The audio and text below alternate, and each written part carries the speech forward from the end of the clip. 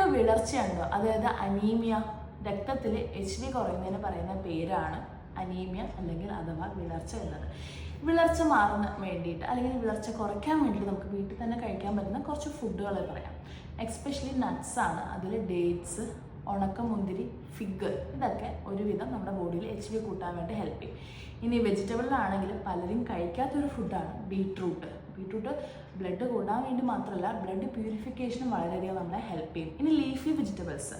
ഈ ലീഫി വെജിറ്റബിൾസിലാണെങ്കിൽ നമ്മുടെ നാട്ടിൽ കോമൺലി അവൈലബിൾ ആയിട്ടുള്ള ചീര, മുരിങ്ങയില, അതുപോലെ ഇലക്കറികളൊക്കെ നല്ലതാണ് HB കൂടാനും.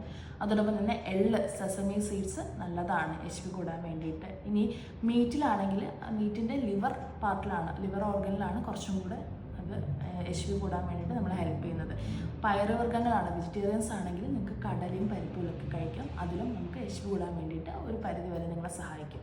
സോ നിങ്ങൾക്ക് HB കുറവാണ്, അനീമിയ ആണെന്ന് ഡൗട്ടൊക്കെ ഉള്ളവരാണെങ്കിലും അനീമിയ ഡയഗ്നോസ് ചെയ്തിട്ടുള്ളവരാണെങ്കിലും ഉറപ്പായിട്ട് നിങ്ങളുടെ ഡയറ്റിൽ HB കൂടാനുള്ള ഫുഡ് ഡെയിലി നിങ്ങൾ ഇൻക്ലൂഡ് ചെയ്യണം.